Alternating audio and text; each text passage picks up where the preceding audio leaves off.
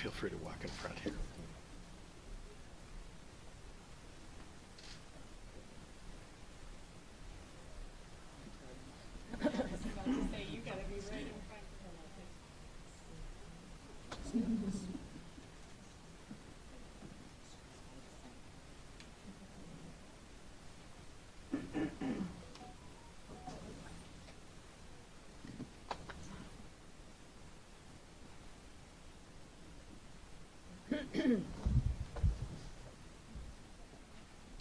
There's a little bit of room on the other side here. If you want to make some room, you can step over there if you like.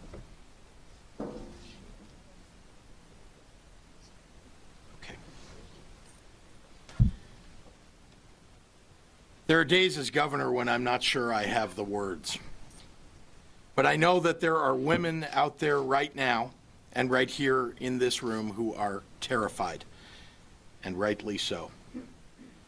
First, let me be clear.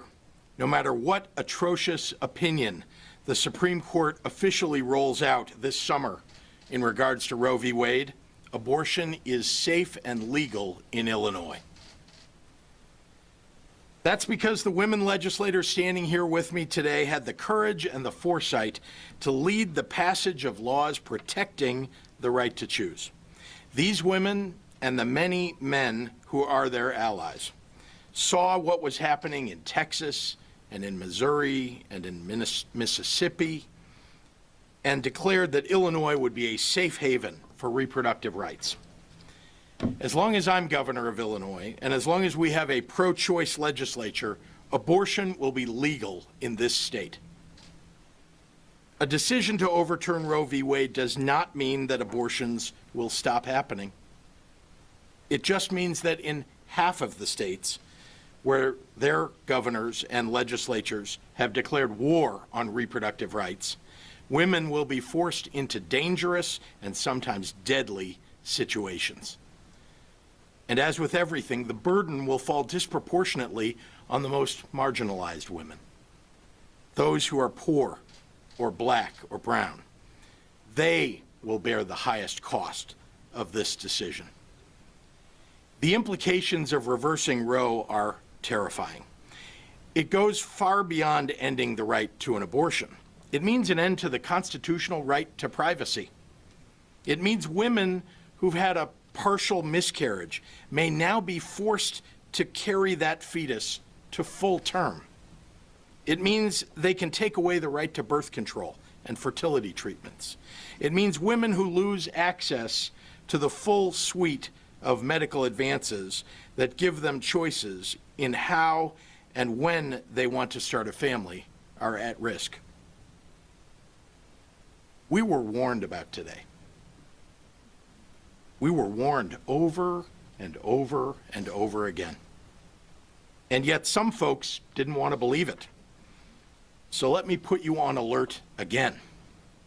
If you think the Republican politicians who have engineered the court's reversal of Roe v. Wade are going to stop here, let me tell you otherwise. This is just the beginning. Next, they're coming for marriage equality. Then they will take away civil rights from marginalized and minority communities. If this ruling stands, if they can reverse 50 years of settled law, then every Supreme Court decision that has made this country freer and fairer can be reversed by this court. I'm so tired of the same old BS on the right. Don't angrily shout about freedom and then engineer it away from more than half of Americans. Stop pretending you're patriots when you're cheering the death of democracy. Don't take us, the exhausted majority, for granted anymore. We are done. And today we begin to show you how ready we are to fight back. Illinois is a beacon of hope in an increasingly dark world because we will fight like hell, not just for the women of Illinois, but for every person in our state and every person across this nation who believes not in limiting civil rights and human rights, but in expanding them. That is freedom. That is democracy. Don't let anyone tell you otherwise. And now I'd like to introduce the principal sponsor of the Reproductive Rights Act, the Reproductive Health Act here in the state of Illinois, Representative Kelly Cassidy. Representative.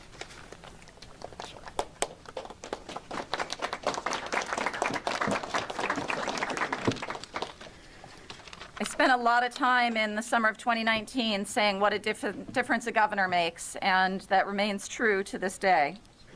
Thank you, Governor Pritzker, for your partnership. We were warned. We did know this day was coming. But it is important, and I'm glad Governor Pritzker started with this. This is a draft. Now, I don't think there's anyone at this podium with a great deal of optimism that it's going to change much. But it is a draft, and abortion remains legal in the U.S. right now, and it remains legal and will remain legal in Illinois for as long as we can hold that line. As someone whose mother had to cross state lines to give birth to me in the safest way possible that her doctor recommended but couldn't under New Jersey law, I've been on these front lines my whole life. We saw the warnings. Here in Illinois, we've done a lot of the work to build that force field, and I am so grateful to the people that we see here and so many others who helped us get that across the finish line. The important force field of House Bill 40 and the RHA and the repeal of the Parental Notice of Abortion Act to create that safe zone for reproductive health. As Governor Pritzker said, don't think for a minute that there was a drop of sincerity in any of the folks who were saying, we just want these rights to go back to the states, because they are already making clear they are coming for a national ban. And no law we pass here in Illinois will help us then. So we cannot rest on these rights. We have to stand firm and ensure that we are not in a position where not just half the states restrict access, but every state because of a national ban passing. And again, as the governor noted, it's not just about reproductive rights. Every single right that we have that is based on the right of privacy, the foundation of the Roe decision, is at risk. They've telegraphed that in the decision, naming decisions on birth control and interracial marriage and marriage equality. They've given us their roadmap. I feel like my life and my family's life is teetering at the top of a Jenga tower that we're watching crash in real time. My marriage, my children's relationship with their other mother, my right to bodily autonomy is all in the crosshairs. So our responsibility, and I challenge each and every one of you to get as creative as we can, is to think about what else our force field needs. What else do the women and pregnant people coming from other states that restrict abortion need when they come to us? We've got a bill sitting in the Senate to protect healthcare workers from adverse actions from other states. Are we going to look to ways to ensure that the parents in Alabama or Texas who want to access gender-affirming care for their trans kid know that they're welcome here, that we've got their backs, that we're going to protect the providers who are providing that care as well? The exhausted majority, indeed. I'm tired, but I'm not done, and I know nobody in this room is done, and I couldn't be more proud to stand with these amazing warriors for justice.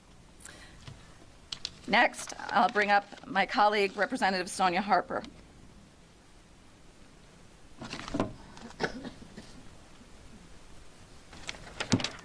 Thank you, Representative Cassidy. Thank you, Governor Pritzker. Today, I am angry. I'm angry for the women who feared this very moment, who in 2020 turned out in record numbers to protect reproductive freedoms. I am angry for the single mom of 4 experiencing a high-risk pregnancy in Mississippi who cannot afford to travel out of state for safe care. I am angry for the 14-year-old assault survivor in Ohio who's being further stripped of control over her own life. I am angry at the men who've decided that their right to bodily autonomy is freedom, but my right to bodily autonomy is illegal. Illinois continues to show the nation what it looks like to empower women so we can be parents on our own time if and when we choose to do so. Together, we put over-the-counter birth control at our pharmacies. We put pads and tampons at all our community colleges and universities. We put privacy protections in place for our most vulnerable young people dealing with some of the hardest decisions of their lives. My colleagues and I are doing everything we can to expand health care. If Congress needs a lesson in how to do what is right, they can look right here at what we're doing in Illinois. Thank you, and next I'd like to introduce Leader Delia Ramirez.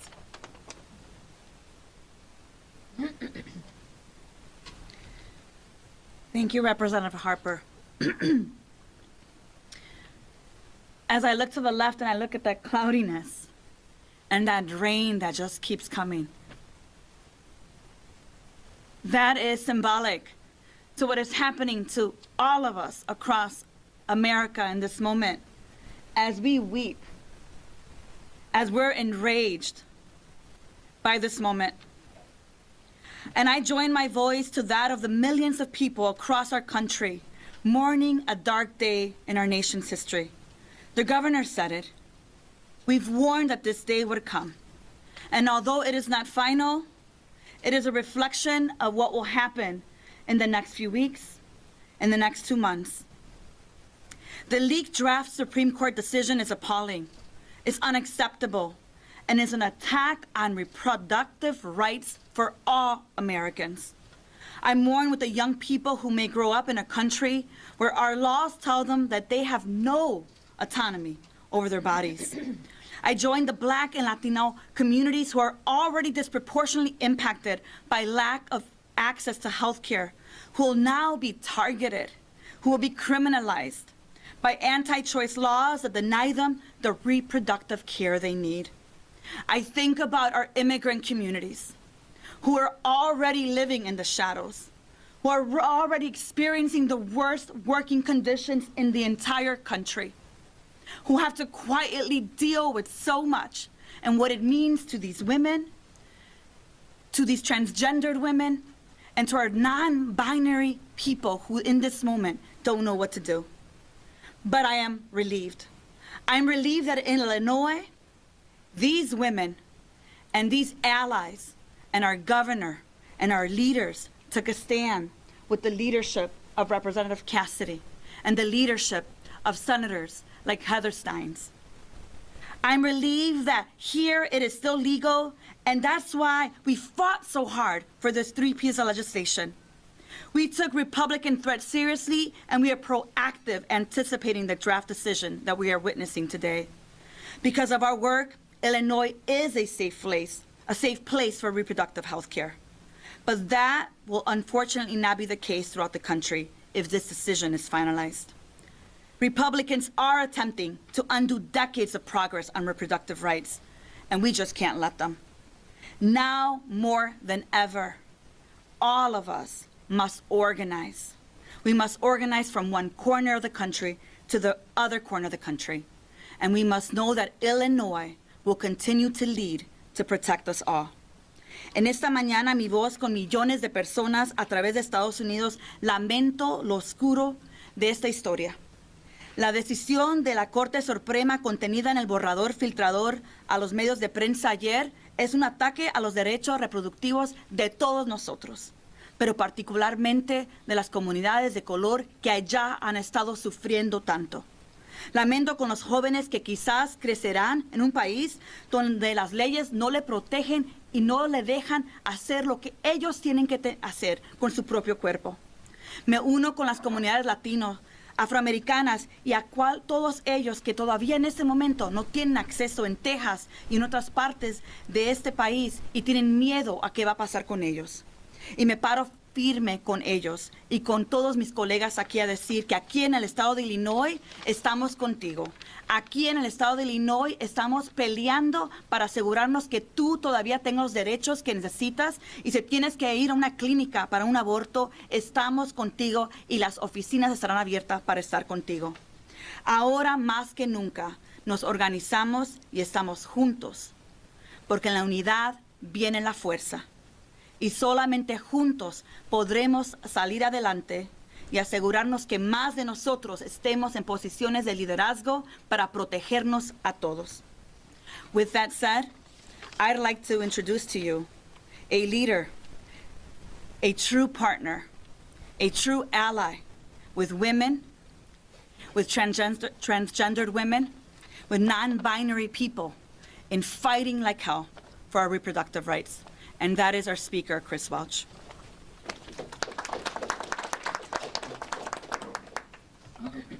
Thank you, Leader Ramirez. Good morning, everyone. Good morning. I say good morning because thank God we live in Illinois.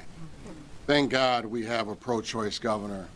And thank God for these pro-choice champions on my left and my right.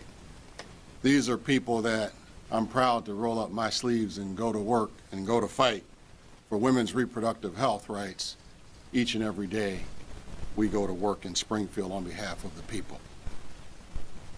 On January 22nd, 1973, our Supreme Court got it right.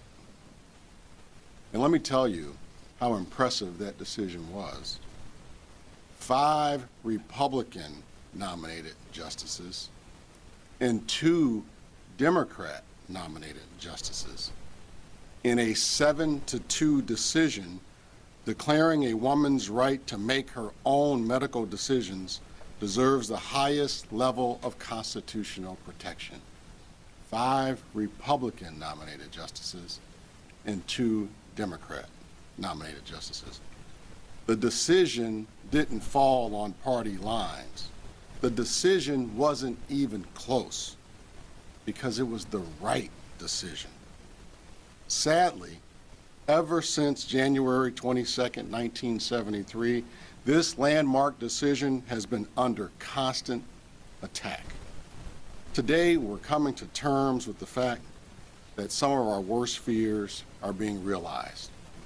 Yes, it's just a draft opinion that's been leaked, but we know the details are there. It's real.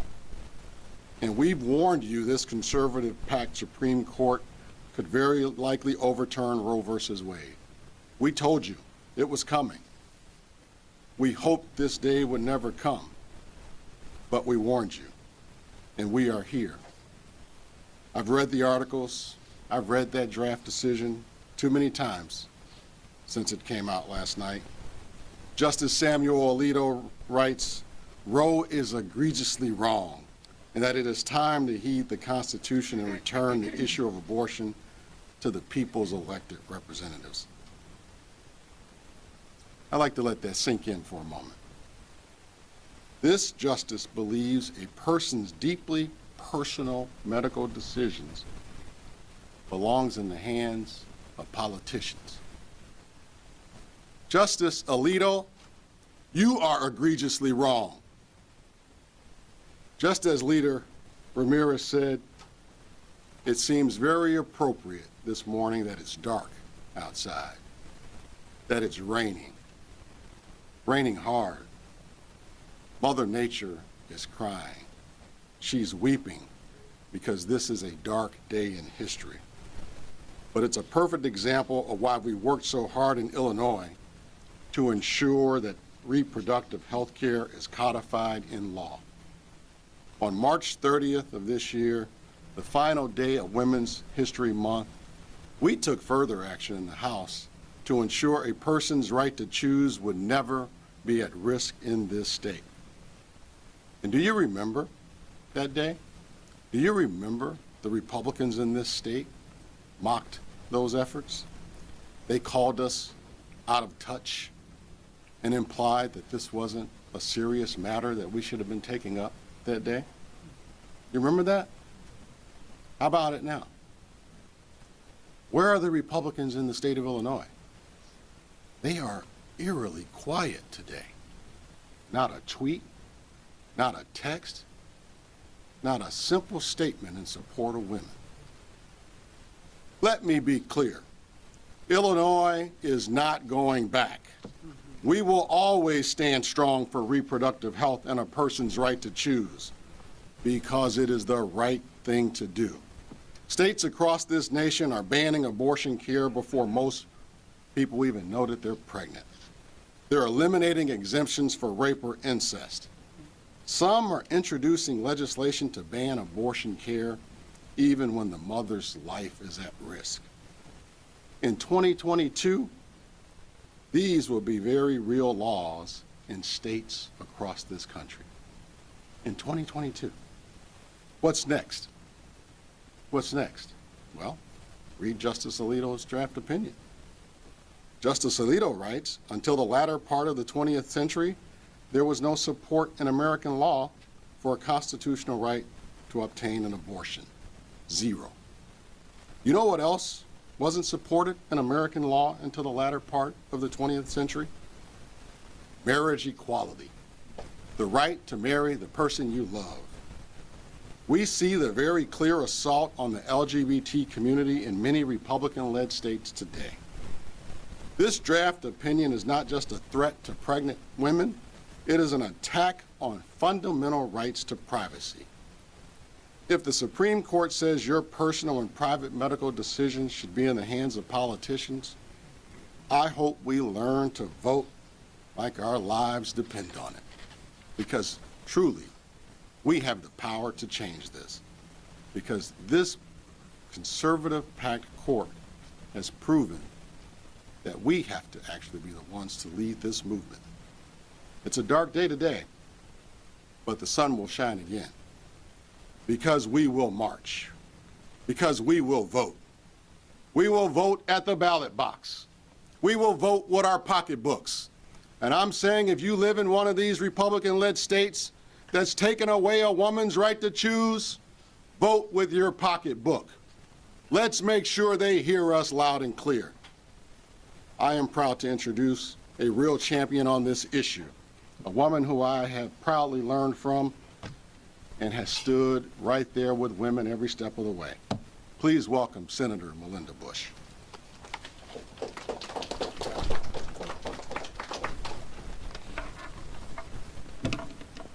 Good morning. I'd first like to thank the governor of the great state of Illinois for standing with women and understanding that in Illinois, we goddamn trust women to make their own decisions about their bodies.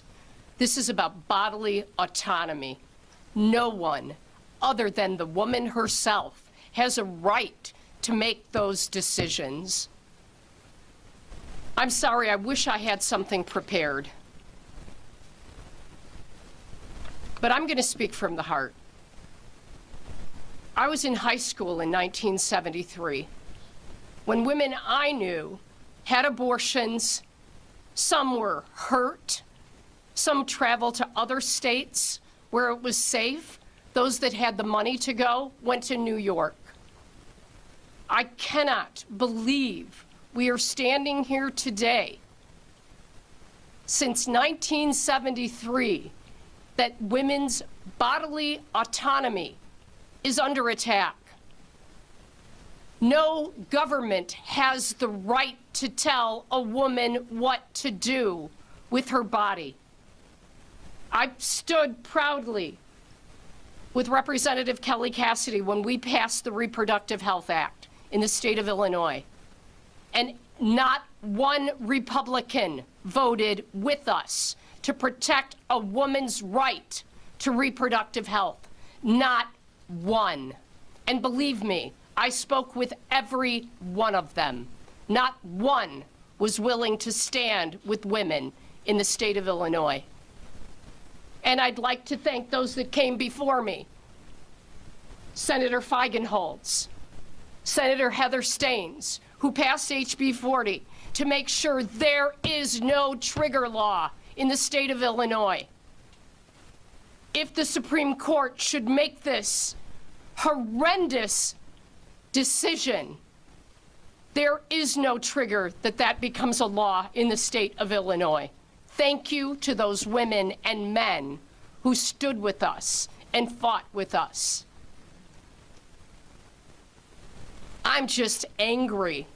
I'm sure you all heard like I did last night, with texts starting to come across, trying to pick up news that was going on, reading this unbelievable draft opinion. I'm going to tell you what, I've got a right to vote in this country. I should have a right to my own reproductive health. I don't bear children any longer, but I am here to my dying day to stand with this governor and these women and men who believe in our rights as human beings.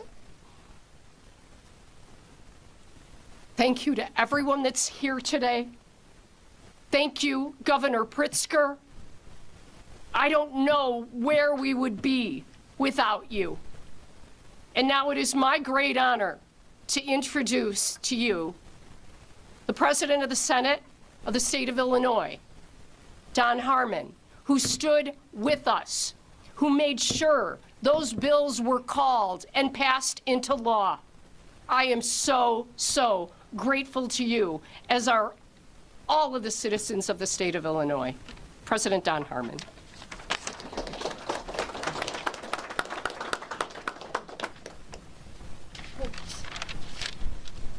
Good morning. I will be brief, as is so obvious. The voices of the incredible women with whom we serve deserve to be heard today. As you just heard Senator Bush, you'll hear more at the podium. More speak by standing here with us, or their work over the last decades. And I'm also grateful that so many of our male allies are here too. The Supreme Court is poised to overturn Roe against Wade and deprive millions of women of the right to choose. It is upsetting, but not shocking. It's why we've taken so many steps in Illinois to protect this fundamental right. The Republican Party continues to disregard the will of the people.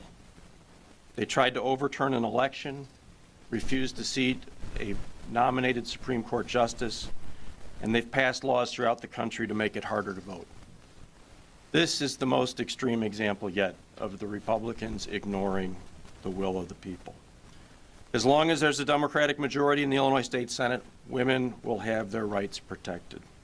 We will stand as a bulwark against any effort to turn back the clock to darker days.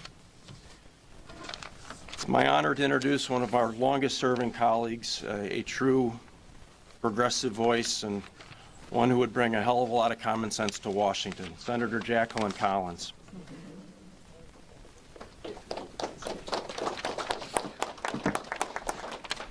Good morning. I am so proud to stand here with my colleagues, the champions that have been on the forefront of this battle, along with the leadership of this state. Governor Pritzker, Lieutenant Governor Stratton, and all the other leadership, Speaker Welch, and again, President Harmon. Let me just say, let me be clear. This proclamation is vicious, deliberate, a deliberate attack on women, on poor women, on women of color, and on young women. The future we feared is here, and now is the time for clarity, intention, and action. The highest court in the land is saying to women, you have no power. The highest court in this land is saying to women, you have no value. The highest court in this land is wrong, and we here in Illinois will stand for equity. We here in Illinois will always protect the reproductive freedoms of Illinoisans. Today, that is not enough. In 2019, more than 7,000 non-residents came to our state to obtain legal, safe abortions, more than 2 times the number of women who sought refuge in 2014. We need more than just in-state protections. We must speak to the women of our nation sitting at home right now, paralyzed by pure terror. Here and now, let us reassure them that the state of Illinois will remain a beacon of hope. Illinois will not fail them. When a woman comes to us, she will be safe, she will be welcomed, and she will have the freedom to make decisions about her own body without a court that has no compassion, no vision, no sense of true justice, smashing her right to choose. The nation, the world is watching us. What we do next will have ripple effects on the rights of women, people of color, and queer people. History is depending on us to balance the scale of justice for our fellow Americans. May we live up to Illinois' legacy of morality, freedom, liberty, and justice. Thank you, and I have the honor of now introducing my colleague, Senator Pasion Zayas.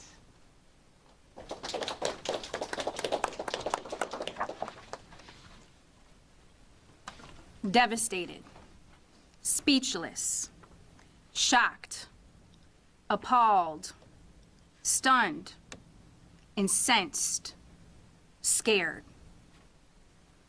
Those are some of the words that passed through the minds as the chilling news broke last night about a draft opinion to overturn the precedent of self-determination for generations of women and people assigned female at birth.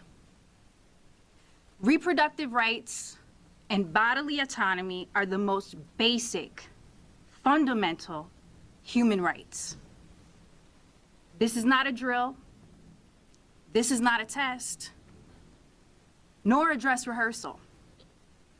We have seen this many times before with the assault on Black lives, on immigrant rights, on LGBTQ rights, on disability rights, on Native Americans, on Latinos.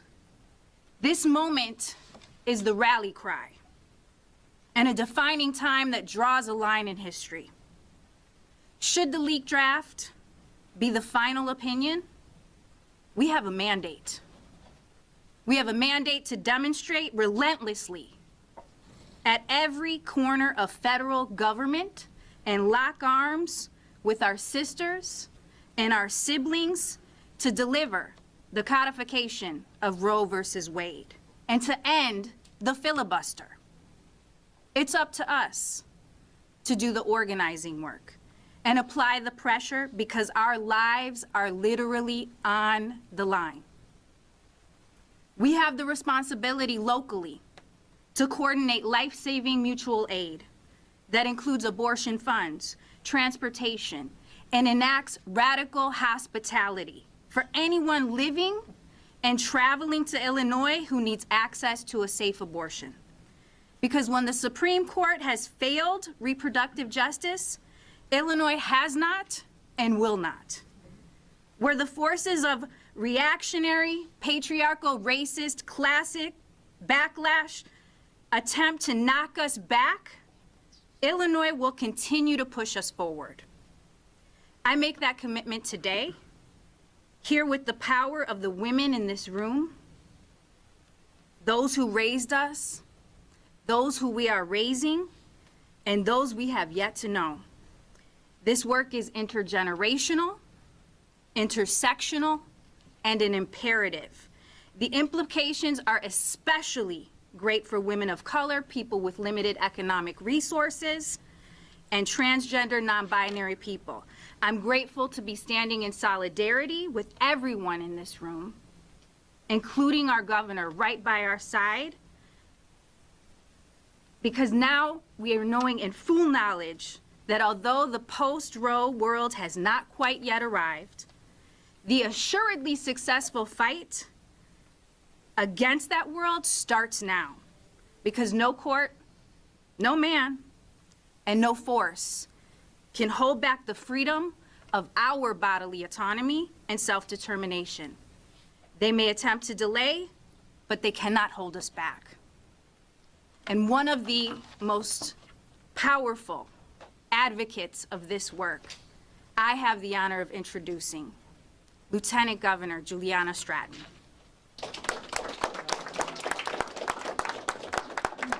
Thank you so much, Senator Pacioni-Zayas, for that introduction. I am Juliana Stratton, and I use she, her pronouns. I won't mince words.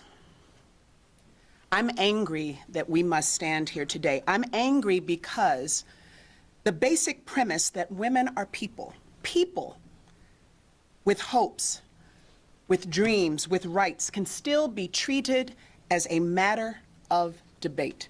I'm angry that the conversation that I had to have with my adult daughters last night was about how anyone could dare try to tell them what they can or cannot do with their own bodies. A constitutional right afforded to their mother, but is threatened to not be so for their generation. Think about that. I'm angry because the very moment women were gained the right to an abortion, Republicans have fought tooth and nail to not only overturn Roe V Wade, but to take away the very freedom of choice. And you have to ask yourself, to what end? What is the end goal that you would be so intently focused on controlling someone else's uterus? Clearly, they don't trust women. Because bodily autonomy is not just about the here and now, it's also about self-determination for our futures. I think of someone who's a first-generation college student, whether from an urban or a rural community, who is on the path to secure the educational and economic opportunities her family never had, whose life and prospects can be so swiftly derailed by an unwanted pregnancy. I think about the Black women who would literally die. Structural racism and misogyny have already claimed far too many lives in our community, with Black women's maternal mortality rate already 2 to 3 times higher than that of white women. In fact, one study projects that without access to safe legal abortions, that number will increase by over 30%. And I think about access to contraception. I think about marriage equality and trans rights and voting rights and all the other rights that are at stake and far more tenuous if Roe v. Wade is overturned. Let me make this clear. This is not about the sanctity of life. This is about dictating who gets to choose what their life looks like and what their quality of life should be. If Roe v. Wade is overturned, it will only be the beginning of a dark reality where states across this nation will try to see just how far back they can push the clock and how many rights they can strip away. I'm angry, but I am not surprised. Advocates and activists and women in particular have been sounding this alarm for years. Some said they were overreacting. Or, as so often is the case, women were ignored or talked over, or shushed. But in Illinois, we listened. We listened to the voices of women. And that's why we fought to protect bodily autonomy, so that no matter what is facing the rest of the nation, it's guaranteed that Illinois is a safe place where your voices and your experiences matter. A place where we trust women, full stop. As of now, every person in America, cis, trans, or non-binary, still has the right to an abortion, but it pains me to say that we don't yet know if that will remain the case. But here's what I can say for certain. With all of these incredible allies and advocates standing with me, here in Illinois, we will not go back, not on our watch. Thank God for Governor Pritzker, and I will bring him back up at this time to answer questions. Thank you.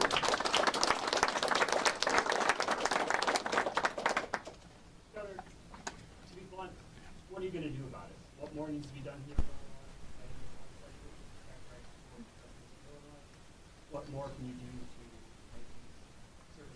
accessible to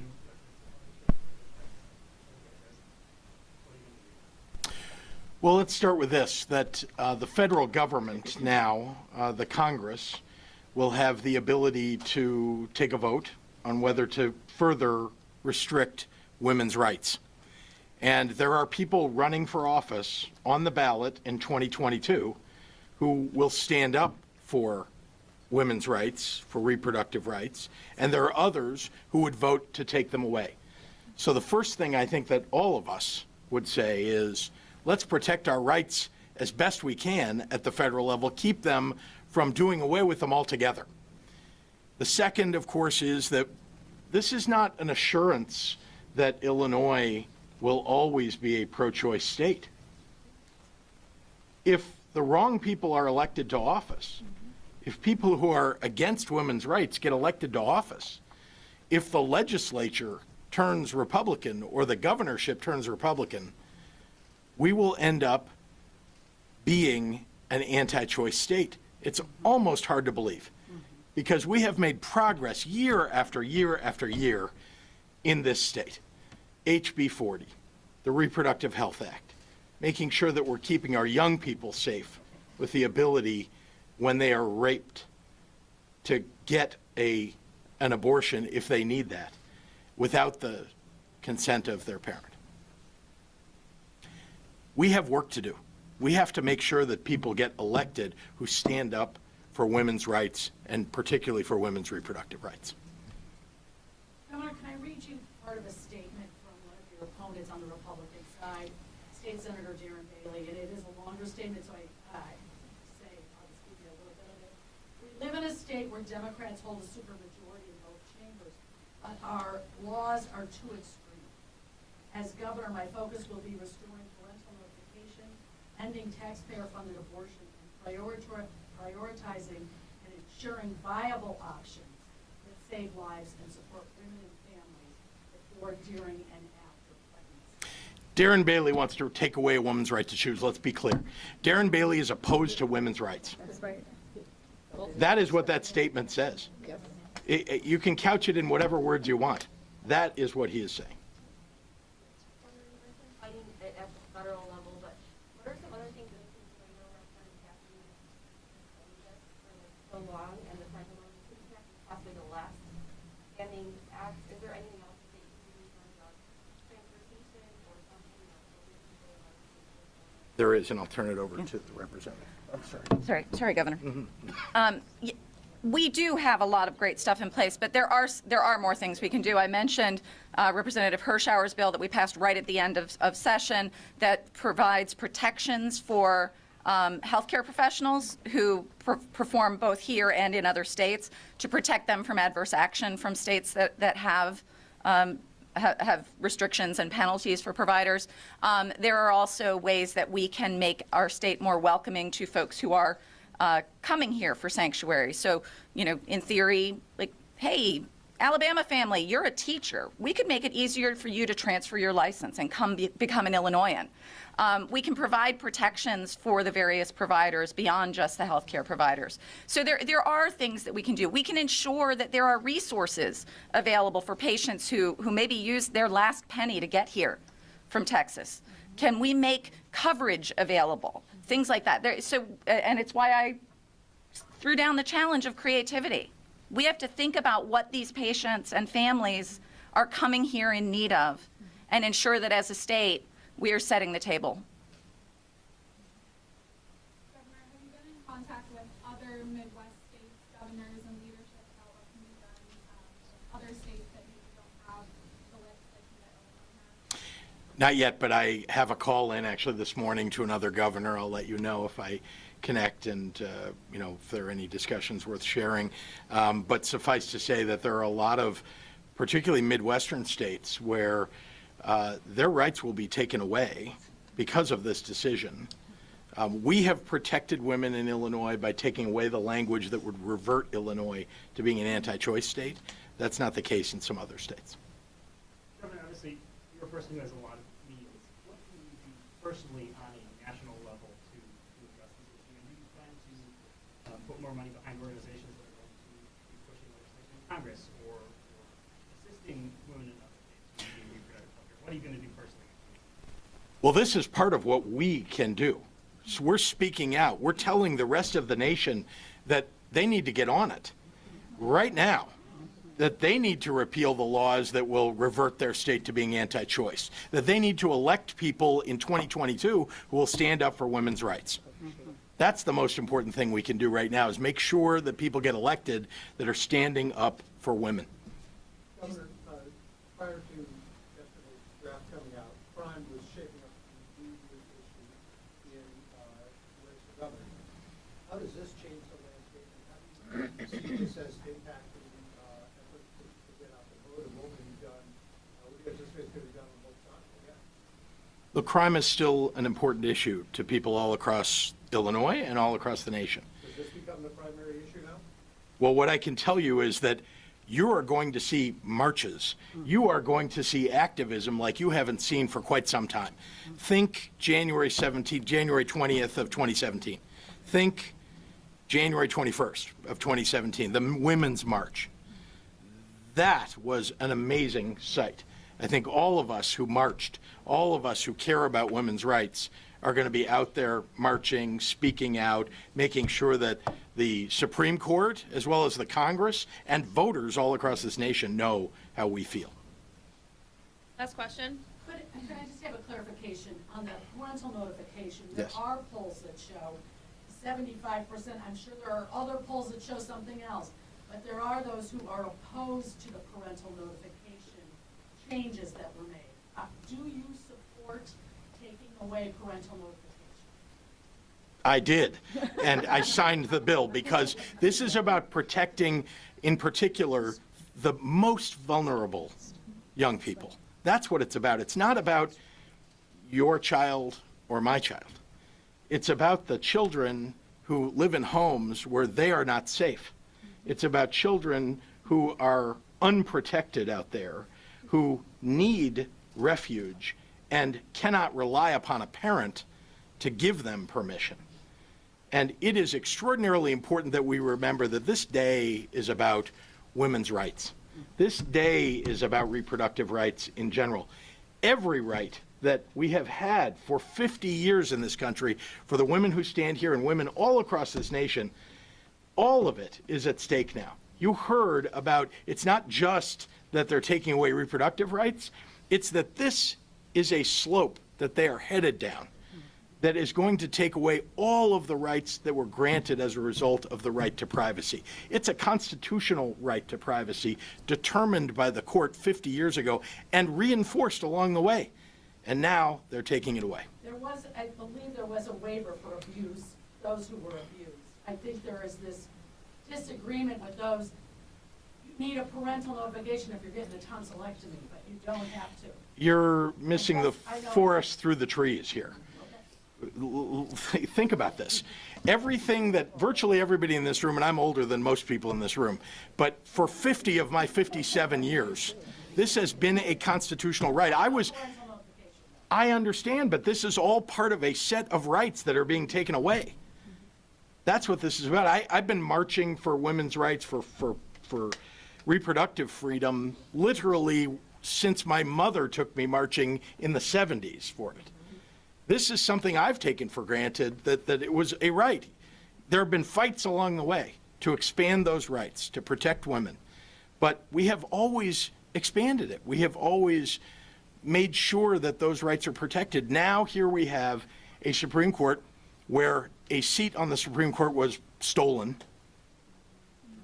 And now they are taking away women's rights based upon an unelected majority that includes a seat that was stolen. Governor, are you committed to investing more money from your political capital to support Democrats across the state who may be in tight races, whether they're at the state level or congressional level? Are you going to see a influx of money from you to influence races? I've been doing it my whole adult life. I'm not going to stop now. Of course. And I mean, I want to do everything that I can do. It is my voice, though, that I think that makes the biggest difference. That is what is important, Thanks, and it everyone. is standing together with all of these folks. So thank you.